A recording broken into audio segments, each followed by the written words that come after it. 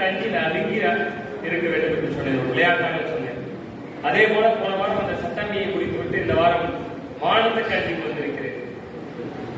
உண்மையிலேயே ஒரு நல்ல ஒரு நிகழ்வாக ஒரு ஆண்டுதோறும் இந்த கடற்கரைகளிலே இருந்து எழுதக்கூடிய படைப்பாளர்களுடைய படைப்புகளை விவாதித்து ஒரு ஆக்கப்பூர்வமான விமர்சனங்களை முன்வைத்து மிகச் சிறப்பான முறையில் இந்த நெய்தல் படைப்பாளர்கள் கூடுகை நடைபெற்றுக் கொண்டிருக்கிறது.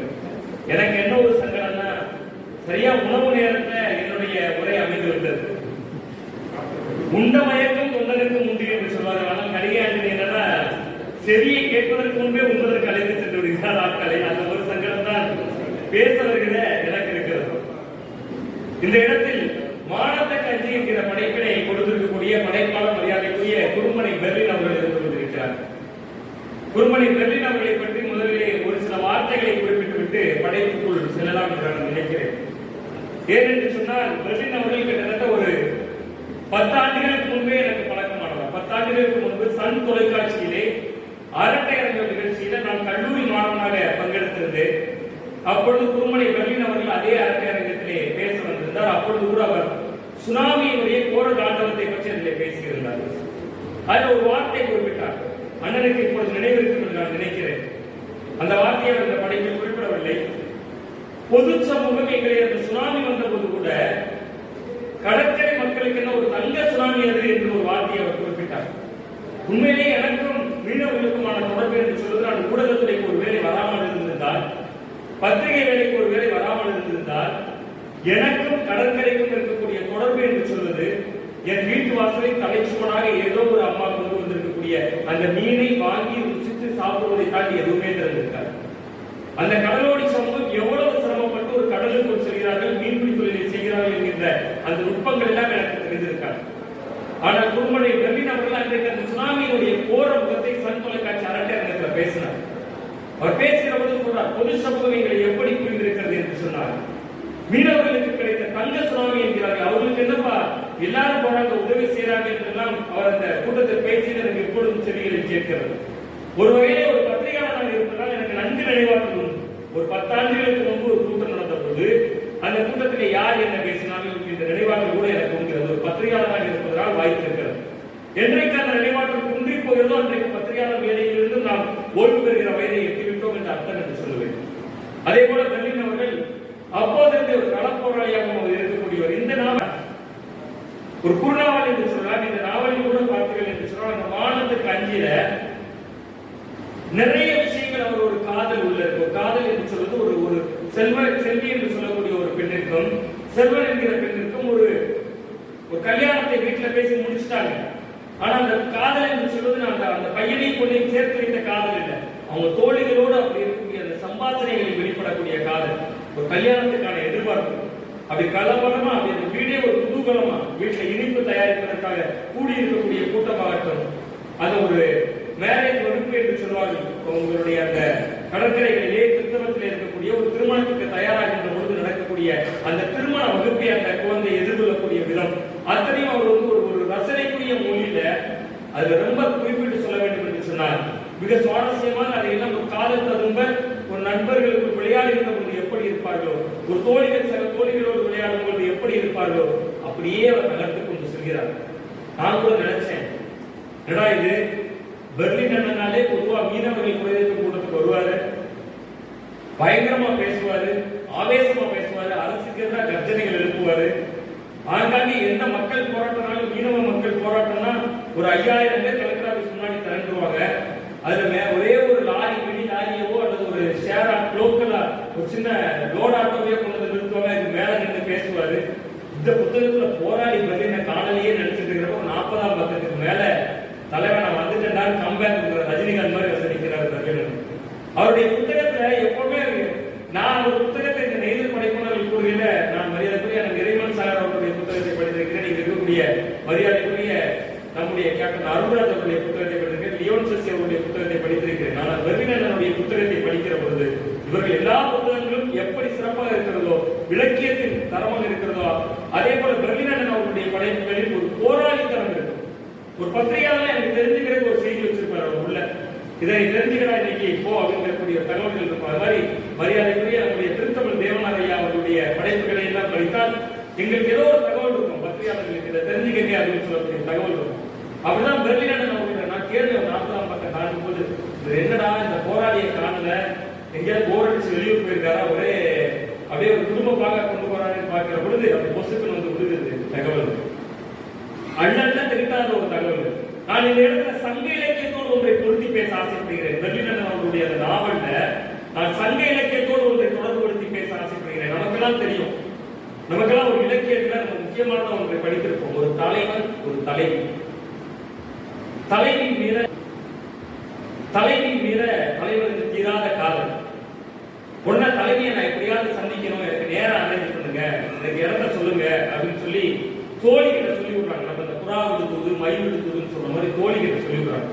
உடனே அந்த தோழி சொல்றா, நேரத்தை தலைவிட்ட சொல்றா, இந்த மாதிரி தலைவர் உன்னை பாக்கணும்னு சொல்றாருமா, ஒரு நேரம் கொடு, நீ எங்க வர சொல்லலாம், இங்க வர சொல்லிடுமா, இந்த வயலுக்கிட்ட இந்த மரத்துக்கிட்ட வர சொல்லிடட்டுமா அப்படின்னு.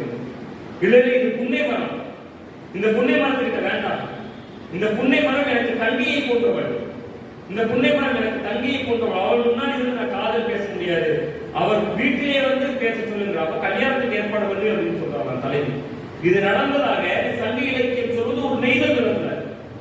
எந்த அளவுக்கு ஒரு பொதுவானவர்கள் ஒரு சகோதரியாக ஒரு மரத்தை நினைக்கக்கூடியவர்கள் இந்த நெய்தல் நிலத்துல இருந்திருந்தால் இப்படியான ஒரு சங்க இலக்கியம் நம்முடைய வரலாற்றிலே இருந்திருக்கிறது என்பதை பார்க்கிற பொழுது, மானத்துக்கு அஞ்சி இங்கே செல்வி இருக்கக்கூடியதை பார்க்கிற பொழுது எனக்கு எப்படி சங்க இலக்கியத்திலே ஒரு புன்னை மரத்தை தன்னுடைய சகோதரியாக ஒரு தலைவி நினைத்தாலோ அந்த தலைவியாக நான் இந்த இடத்துல செல்வியை பார்ப்பதற்கான ஒரு வாய்ப்பு கிடைக்கிறது.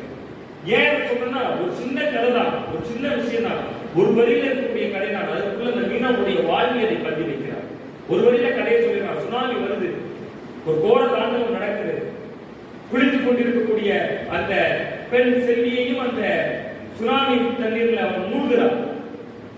அவர் மூழ்கி தன்னுடைய உயிரை பாயக்கூடிய இடத்துல ஒரு ஆண்மகன் வந்து காப்பாற்றாங்க. வேற எந்த ஆண்மகனும் இல்லை, அவருடைய தோழியினுடைய காதலன். அவர் வந்து பார்க்கிறார், அவர் உடுத்தி இருக்கக்கூடிய அந்த உடுதுணிகள் எல்லாம், அந்த ஆடைகள் எல்லாம் அந்த சுனாமியினுடைய அலையின் வேகத்துல அந்த துணியெல்லாம் கிழிச்சு போயிடுச்சு. அவர் நிர்வாணமா நிற்கிறார். எங்க தன்னுடைய உடம்பை இன்னொரு ஆண்மகன் பார்த்து விடுவானோ என்று சொல்லி தன் உயிர் பரிசல் சொல்லி அவ அப்படியே நீருக்குள்ள மூழ்கி அந்த இறக்கக்கூடிய தருணத்தை பெர்லின் அவர்கள் அந்த மானத்துக்கு அஞ்சி என்று சொல்லக்கூடிய ஒரு படைப்பின் மூலமாக கொண்டு வந்து நிறுத்துறார். இந்த படைப்பு ஏன் முக்கியத்துவம் பெறுகிறது என்று சொன்னால், பத்திரிகையாளர்களை நாங்கள் எழுதலாம், குமரி மாவட்டத்தில் சுனாமியில 900 பேர் இறந்திருக்காங்க, நாங்கள் எழுதலாம் 900 பேர் இறந்திருக்காங்க, அதனுடைய வழிகளை எழுதலாம். எனக்கு நினைவு தெரிந்து அவங்க மணக்குடி பஞ்சாயத்து தலைவரை குறிப்பிட்டிருக்கிறார். பெர்லின் அவர் ஒரு பஞ்சாயத்து தலைவர் இறந்திருக்கிறார். நான் என் நினைவு சரியாக இருந்தால் நான் 10 ஆண்டுகளுக்கு முன்னாடி தினமலர் பேப்பர்ல படிக்கிற பொழுது ஒரு தொலைபேசி எடுத்து இது வந்துருச்சு, ஏதோ அணை வந்துருச்சு அவர் பேசிக் கொண்டிருக்கிற பொழுதே படித்தது போன்ற ஏதோ ஒரு செய்தி படித்த ஞாபகம் எனக்கு இருக்கிறது. அந்த வழியில எவ்வளவு பேர் எழுதலாம், எத்தனையோ எழுதலாம். ஆனால் ஒரு பெண்ணிற்கு தன்னுடைய மானம் எவ்வளவு பெரிது என்பதை ஒரு கடற்கரை சமூகத்தில் இருக்கக்கூடிய ஒரு பெண் காட்டியிருக்கிறார் என்பதை பெர்லின் அவருடைய எழுத்திலே படிக்கிற பொழுது, என்னதான் வழியை எழுதினாலும், என்னதான் வேதனைகளை எழுதினாலும், என்னதான் புலம்பல்களை எழுதினாலும், என்னதான் விசும்பல்களை எழுதினாலும், அந்த பெண்ணின் அடியாள மனதிலே இருக்கக்கூடிய ஒரு அழுத்தமான பதிவாக பெர்லின் அவர்களுடைய அந்த மானத்துக்கு அஞ்சி வெளியாக இருக்கிறது என்று நான் சொல்லுவேன். இன்னும் சொல்லலாம், அதுல அண்ணன் பெர்லின் அண்ணன் அவருடைய அந்த போராட்ட குணம் மலையாளத்திற்கிறார். அந்த நாவலோடு அப்படி போகிற போக்கில் சொல்றாரு, இந்த மாவட்டத்துல அரிய வகை மணலாலை ஒன்று இருக்கிறது, மணவாளக்குறிச்சியில் இருக்கிறது. அந்த மணவாளக்குறிச்சி மணலாலையில் இருந்து மண்ணை அள்ளி அள்ளி எடுக்கிறாங்க. அப்படி எடுக்கின்ற பொழுது அதனால கதிரியக்கம் ஏற்பட்டு அந்த கடற்கரை கிராமங்கள் முழுவதும் புற்றுநோயாளிகளுடைய கூடாரமாக மாறி இருக்கிறது என்று சொல்லி தன்னுடைய ஆதங்கத்தை அப்படியே கொன்றார். அந்த ஒரு இடத்துல வந்து அவர் அழுத்தமாக வந்து கிட்டத்தட்ட ஒரு 6-7 பக்கத்துக்கு விரிகிறது. அந்த ஒரு இடத்துல மட்டும் தான் சொல்றாரா, அவர் அறியாமலே ஒரு போராளி, அவர் என்ன எழுதினாலும் அதுக்குள்ள ஒரு போராளித்தனம் வெளிப்படுது. சுனாமி அடைவது இந்த கதையினுடைய நாயகி பள்ளியாட்டில இருந்து குளிச்சுக்கிட்டு இருக்காங்க. அப்ப தண்ணீர் சூடா வருதான் திடீர்னு ஏதோ ஒரு நேரத்துல. அப்ப கூட ஒரு ஒப்புமை அப்படி இருக்காங்க. நம்ம இதிகாசத்துல சொல்லுவாங்க, செங்காந்த மலர் போல முகம் அப்படின்னு சொல்ற மாதிரி அவருடைய அந்த ஒப்புமை எங்க போகுதுன்னா, ஏதோ அணுக்கழிவுல இருந்து அணுகுல இருந்து அணுக்கழிவை திறந்து விட்டது மாதிரி திடீர்னு தண்ணி சூடா இருக்கு அப்படின்னு எழுதுறாரு. இப்படி அவருடைய படைப்பு முழுவதுமே ஒரு போராட்ட குணம் நிறைந்ததாக அந்த நாவல்லையும் நம்ம பார்க்கலாம். அது மட்டுமல்ல, அவர்களுடைய சார்ந்து இருக்கக்கூடிய அந்த மக்கள் இருக்கக்கூடிய அறியாமை தனத்தை ஒரு இடத்துல கோடிட்டு காட்டுறாரு. அந்த இடத்துல ஒரு 2 கிராமம் இருக்கு, அந்த 2 கிராமத்துல மட்டும் மண் எடுக்கிறாங்க அப்படின்றத அவர் நினைத்திருந்தால் ஏதோ ஒரு அரசு மேல தவறு சொல்லி கடந்து போயிருக்கலாம், ஏதோ ஒரு அதிகாரி மேல தவறு சொல்லி கடந்து போயிருக்கலாம். அவர் உண்மையின் பக்கம் இருக்கிறார். 2 கிராமங்களை கொடுக்கிறார். இந்த மக்கள் பாவம், அவங்க அறியாம ஏமாற்றப்படுறாங்கிறத பதிவு செய்தார்.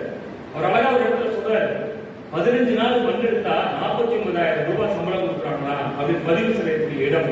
மக்கள் அப்படி அறியாமல் எப்படிலாம் போனாங்க, அங்க மண் எடுப்பதற்கு எப்படியெல்லாம் சென்றார்கள் என்பதை பற்றி எல்லாம் பெர்லின் அவர்கள் மிக நேர்த்தியாக அவருடைய அந்த படைப்பு ஒரு சுனாமியை பற்றி பேசினாலும் அந்த சுனாமியிலே ஏற்பட்ட ஒரு பெண்ணிற்கு பல்வேறு கோணங்களை நாம் அலசி ஆராய வேண்டியிருக்கிறது. அழகாக அந்த புத்தகத்தினுடைய முகவுரையிலேயே ஸ்காட் கல்லூரியினுடைய முன்னாள் முதல்வர் ஜேம்ஸ் டேனியல் அவர்கள் ஒரு இடத்துல குறிப்பிட்டார், ஒரு திருக்குறளை மேற்கோள் காட்டுகிறார். சிறை காக்கும் காப்பு எவன் செய்யும் மகளிருக்கு அப்படின்னு சொல்லக்கூடிய அந்த குறள், பெண்ணை சிறை வைக்கக்கூடிய காப்பு யாருக்கிட்ட இல்லை, அவருடைய மானத்தை காக்கக்கூடிய காப்பு அவரிடம் தான் இருக்கிறதா அந்த குறளோட அர்த்தம். அவர் அழகாக மேற்கோள் காட்டியிருக்கிறார். இந்த பெண்ணும் அப்படித்தான். அவர் தன்னுடைய உயிரை விட தன்னுடைய மானத்தை பெரிதாக, அவர் தன்னுடைய உயிரை விட தன்னுடைய மானத்தை பெரிதாக நினைக்கிறார். ஒரு கடற்கரை சமூகத்தில் இருக்கக்கூடிய ஒரு பெண்ணினுடைய மானத்தை எந்த அளவுக்கு அந்த பெண் மதிக்கிறார் என்பதை மிக அழகாக, அதுக்கு முன்னாடி நீங்க பார்க்கலாம் அந்த கதையில. நான் ஏன் இந்த இடத்த அழுத்தி சொல்றேன்னா, நான் கூடுதல் நேரம் எடுத்துக்கிட்டேன்னா லைட்டா ஏதாவது ஒரு குறியீடு கொடுத்தீங்கன்னா நான் முடிச்சுடுவேன். ஏன்னா 2 நிமிஷத்துல பேசுங்க யாராவது எனக்கு ஒட்டுதான் ஒரு கூட்டத்துல போனேன், 2 நிமிடத்துல பேசுங்க போகும்போது சொல்லிவிட்டு போறாரு. ஏன்னா அப்படி சொல்லாம இருந்தா கூட நான் 2 நிமிஷத்துல முடிச்சிருப்பேன். நான் 2 நிமிடத்தில் பேசுவது எப்படி 22 நிமிஷம் பேசுறேன். உடனே அவருக்கு ரொம்ப கோபம் வந்துருச்சு. அது மாதிரி நேரம் அதிகமா இருக்குன்னா ஏதாவது குறியீடுகள் மாதிரி கொடுத்தீங்கன்னா நான் புரிஞ்சுப்பேன். இப்ப பாத்தீங்கன்னா நான் ஏன் இந்த இடத்த சொல்றேன்னா, அந்த பெண் சக தோழிகளோடு படுத்திருக்கா அவ வீட்டுல, செல்வி தன்னுடைய தோழிகளோட படுத்திருக்கா வீட்டுல. படுத்திருக்கிறப்ப அவ சொல்றா, ஒரு விசுப்பலோட சொல்றா, வேதனையோட சொல்றா, வெளியிலாம் போய் சர்ச்சுக்கெல்லாம் போயிட்டு வரா, கிறிஸ்துமஸுக்கு முந்தைய நாள் கூடுகைக்கு போயிட்டு வரா. வீட்டுக்கு வந்தோடனே தன்னுடைய ஆடைகளையெல்லாம் அவுத்து விட்டுட்டு வெறும் நைட்டியை மட்டும் போட்டுக்கா. நைட்டியை போட்டு அவ சொல்றா, இப்ப தான் ரிலாக்ஸ்டா இருக்கு. உடனே கூட இருக்கிறவங்க கேட்டா, உள்ள எந்த துணியுமே போடலையா? ஆமா போடல. பெண்களுக்கு எவ்வளவு ரிலாக்ஸ்டா இருக்கு. அவ பெண்களோட பேசுறா. அவளுக்கு அப்ப இந்த இடத்துல இன்னொரு இடத்தோட பொருத்தி பார்க்க, அவர் ஏதோ ஒரு சினிமால நாட்டு போட்ட மாதிரி அந்த இடத்துல போட்டு போயிருக்காரு பெண்ணினை. இந்த சினிமால ஒரு காட்சியை முதல்ல வச்சுட்டு கடைசி அதை எங்கேயோ பொருத்தி பார்க்கிறப்ப அந்த கடற்கரை மொழியிலேயே அந்த இடம் வருது. ரொம்ப ஒரு கவர்ச்சியாக, நம்ம செக்ஸியாக என்ற வார்த்தையை சொல்ல முடியாது, கவர்ச்சியாக பேசுகிறாங்க தோழிகள் அவங்களுக்குள்ளாக. அவங்க அம்மா ஒரு பணியாளர் சொல்லி வச்சிருக்காங்க, என் பணியாளர் ஏற்கனவே தான் இருக்குன்னு சொல்லக்கூடிய இடமாக இருக்கும். எல்லா இடத்துலையுமே இது வந்து ஒரு வேலை 18+க்கான படைப்பு மாதிரி ஒரு 40 பக்கங்கள் சில பக்கங்களை வச்சிருக்காரு முதல்ல.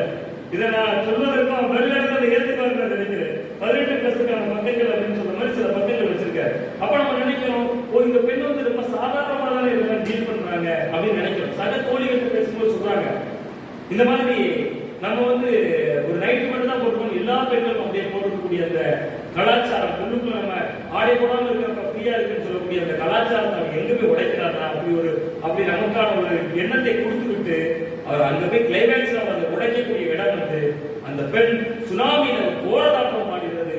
2 பெண்களை ஏற்கனவே அவங்க வீட்டுக்கு வராங்க. இதே மாதிரி செல்வியை மீட்பதற்கு போகிறப்ப அவர் தன்னுடைய கழுத்தை தூக்கி விட்டு வருகிற பொழுதுதான் பார்க்கிறார், தான் ஆடை அடித்திருந்த ஆடை அந்த அடித்த சுனாமியுடைய வேகத்துல குளித்துக் கொண்டிருந்த பொழுது அந்த வள்ளியாற்று நீர்ல இந்த சுனாமியுடைய வேகத்துல அடித்து செல்லப்பட்டிருக்கிறது. நாம் மடிந்து போனாலும் மடிந்து போகலாம், இன்னொரு ஆண்மகனின் முன்பாக தன்னுடைய உடலை காட்டுவது ஒரு சரியாக இருக்காது என்று சொல்லி அவளே தன்னைத்தானே பலவந்தமாக தண்ணீரில் வீழ்த்திக் கொள்கிறார். அந்த இடத்துல அந்த பெண் புனிதம் அடைந்து விடுகிறார். முன்னாடி பேசினவர்கள் எல்லாம் புனிதப்பட்ட பற்றி எல்லாம் சொன்னார்கள், எனக்கு அதை பற்றி எல்லாம் பெருசா தெரியவில்லை. ஆனால் இப்படிப்பட்ட ஒரு பெண்ணிற்கே ஒரு மிகப்பெரிய புனிதத்துவம் படைக்கின்ற அளவுக்கு அந்த பெண்ணினுடைய செல்வியினுடைய பாத்திரத்தை குறும்பனை பெர்லின் அவர்கள் வடிவமைத்திருக்கிறார். அது மட்டுமல்ல, இந்த படைப்பு முழுக்க முழுக்க நாம் பயணிக்கின்ற பொழுது பல்வேறு சமூக சிக்கல்களை பேசுகிறது, முரண்களை பேசுகிறது, பல்வேறு வாழ்வியல் தகவமைப்புகளை பேசுகிறது. மிக முக்கியமாக சொல்ல வேண்டும் என்று சொன்னால், நான் முன்னரே குறிப்பிட்டதை போல அந்த ஒரு பெண் ஒரு திருமணத்திற்கு எதிர்நோக்கி இருக்கிறார்.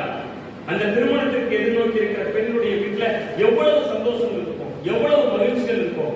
அந்த மகிழ்ச்சிகளுக்கு மத்தியில தான் கிறிஸ்துமஸ் வருது.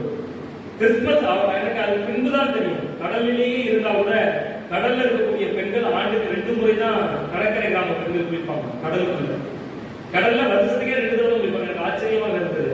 நான் கூட வருஷத்துக்கு 2 தடவை அப்படி போகும்போது நம்ம வீட்டு பெண்கள் கூட கடல்ல 2 தடவை 3 தடவை குளிச்சதை பார்த்துருக்கேன். ஆனால் கடலிலேயே இருந்தாலும் கடற்கரை பெண்கள் ஆண்டுக்கு 2 முறை தான் கடலை குளிப்பாங்க. ஒன்று கிறிஸ்துமஸ் நாள்ல, இன்னொரு தவக்காலம் தொடங்குகிற பொழுது எடுத்து கொடுத்துருக்கிறார். சரி, அது என்ன விசேஷம் அப்படின்னு கேட்டா, அந்த இடத்தை அழுத்தமாக பதிவு செய்கிறார். அங்கே கடல்ல குளிக்கிறாங்க பெண்கள். கடலுக்குள்ள அன்னைக்கு தான் போறாங்க. விசைப்படகுல ஏறி போறாங்க, உள்ள போறாங்க, போட்ல போறாங்க, வெள்ளத்துல போறாங்க, போய்கிட்டே இருக்காங்க. ஆண்டுக்கு ஒரு முறையா ஏதாவது ஒரு வெள்ளம் கவிழ்ந்து விடுகிறது, ஏதாவது ஒரு இறப்பு நிகழ்ந்துருது அப்படிங்கிறார். அதெல்லாம் பார்க்கிற பொழுதுதான் நமக்கு அந்த கடற்கரை சமூகத்தினுடைய வாழ்வியல் தெரியுது. அது என்ன இறப்பு நடந்தாலும் அவங்க அடுத்த வருஷம் திரும்பி போறாங்க அப்படிங்கக்கூடிய ஒரு இடத்தை பதிவு செய்வது நமக்கெல்லாம் யோசிக்க வைக்கும். ஒருவேளை நம்ம தீபாவளி வருது, கிறிஸ்துமஸ் வருது, ரம்ஜான் வருது, நம்ம இங்க எல்லாம் கடைப்பகுதியில இருந்து காவலுக்கு 1500 போலீசார் பாதுகாப்பு எஸ்பி பிரஸ் மீட் கொடுப்பாரு.